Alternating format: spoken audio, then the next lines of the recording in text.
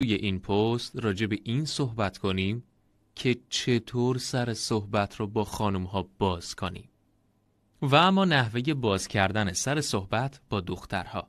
یکی از پرسش هایی که اکثر پسرها دارن اینه که وقتی وارد یه گفتگو با دختر مورد علاقمون میشیم چطور باید با اون صحبت کنیم که جذبمون بشه و محتوای این گفتگو چی باشه.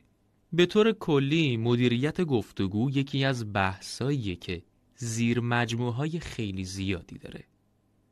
برای مثال استارترها چیان و جملات شروع کننده چی هستن؟ بادی لنگویج گفتگو رو چطور بشناسیم؟ سوالات و موضوعاتی که باید تو گفتگو راجع به اونها حرف بزنیم چیا هستن؟ چقدر از خودمون اطلاعات بدیم؟ بحث آیس بریکرها و اینکه اگر گفتگومون سرد شد چی کار باید بکنیم و به طور کلی تفاوت گفتگوی خانم‌ها و آقایون در چیه.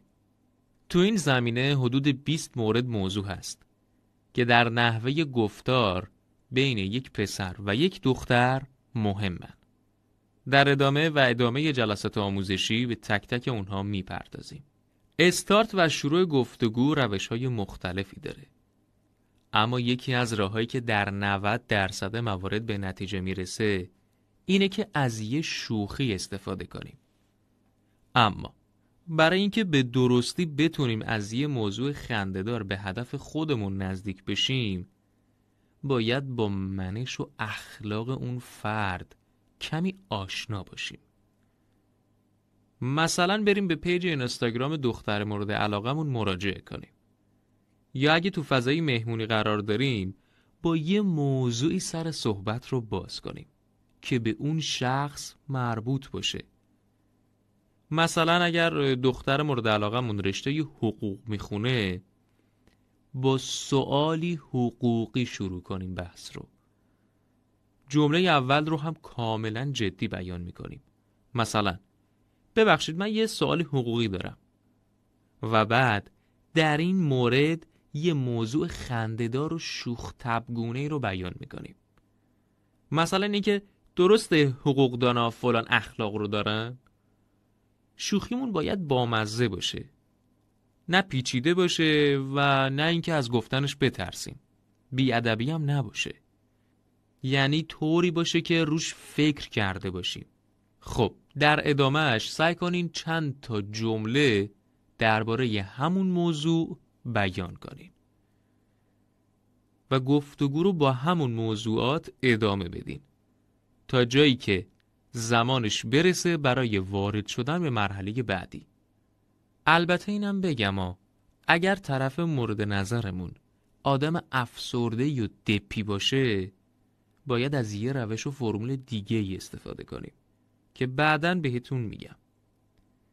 محتوای دوم میتونه توی موضوع اشتراکی باشه که هم دختر و هم پسر بتونن احساسات عمیق خودشون رو راجع به اون موضوع بیان کنن. اما اینم بدونیم اون موضوعی که قراره راجبش صحبت کنیم نباید موضوعی باشه که بیان کننده یا درباره احساسات خودمون به شخص مورد علاقمون باشه. مثلا بیایم راجع به زندگی، مرگ، مد، مادر، عشق یا همچین چیزایی بحث رو شروع کنیم و ادامش بدیم و فضای شوخی رو به یه فضای عمیق احساسی تغییر بدیم. اما باز هم اینو میگم و تأکید میکنم که نباید به موضوعات احساسی دو نفره وارد بشیم و بپردازیم.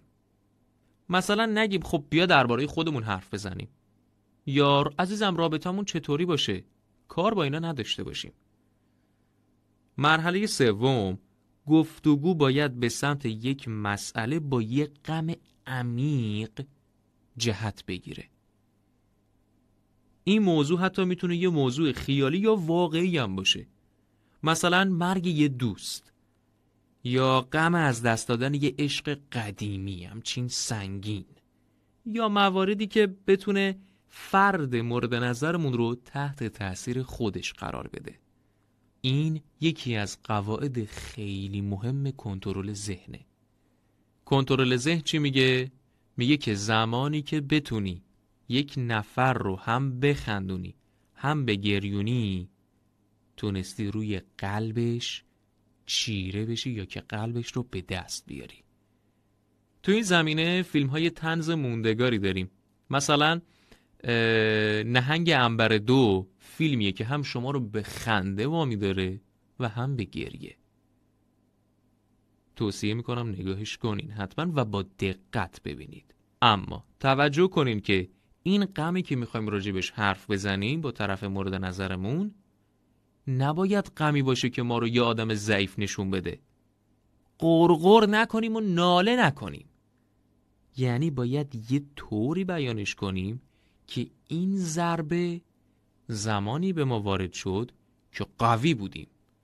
پس یادمون باشه گفتگو با زنا یه گفتگوی علمی نیست که بتونیم اون رو از فازهای مختلفی و بساطهای گوناگونی دسته‌بندی کنیم. نه، بلکه نیاز مراحل پیوستگی خودشون رو داشته باشن و یهو نپریم. یعنی وقتی یه شوخی رو گفتیم غیر منطقی و همینطوری و کشکی وارد یه موضوع دیگه ای نشیم. ساده تر میگم، گفتگوی بین یه دختر و پسر مثل یه رقص 2 نفره جذابه. رقصایی که تقریبا قابل پیشبینی نیستن، اما رفتاری که پارتنر شما توی رقص داره ناخودآگاه شما هم به همون صورت رفتار میکنه. مثلا اگر پارتنر شما دست راستش اومد بالا، دست راست شما هم ناخودآگاه میاد بالا. پاش تکون خورد، پای شما هم همون پای شما هم تکون میخوره. هماهنگ میشید به نوعی. موضوع دیگه اینه که باید توی حجم دیالوگ هامون تعادل ایجاد کنیم.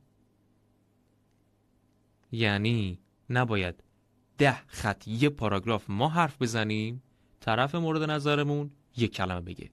ممکنه 1-2 بار همچین اتفاقی بیفته، اما اگه متوجه شدین که این حالت جواب دادن‌ها و دیالوگ‌ها توازن خوبی نداره، یعنی رعایت نمیشه میزان گفتمانه و حجم دیالوگ‌ها، به چه معنیه؟ به این معنی که اون دختر و اون شخص مورد نظر توجهش رو نسبت به ما و نسبت به کلام ما از دست داده.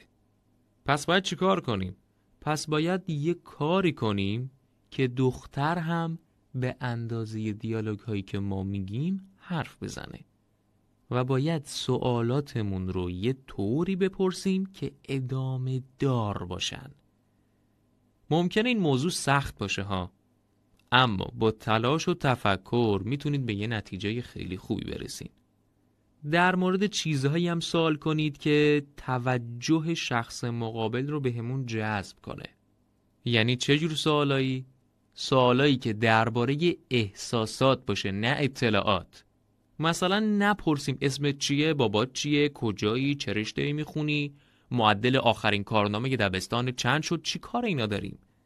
این سوالا باعث ادامه دار شدن بحث ما نمیشه. مثال بزنم، از اینها استفاده کنیم. ارتباط قلبی شما با خدا چجوریه؟ یا ازش بپرسین اگر یه نفر رو بتونه زنده کنه، اون شخص چه آدمیه؟ تا جواب داد سریع ازش میپرسین چرا فلانی؟ چرا این؟ چرا اون نه؟ چرا این نه؟ به این صورت دو طرفتون پینگ پونگی احساساتتون رو چیکار میکنین؟ شروع میکنین بیان کردن.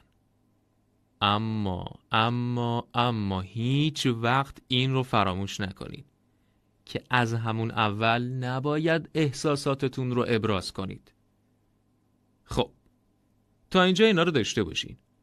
حتما این موضوعات رو جدی بگیرین و تلاش کنین توی گفتار و گفتمان و دیالوگ هاتون حجم رو رعایت کنید و به همین شیوهایی که بهتون گفتم گفتگوتون رو شروع کنید. مراقب آیس بریکر هم باشید. تو ادامه پست ها درباره این موضوعات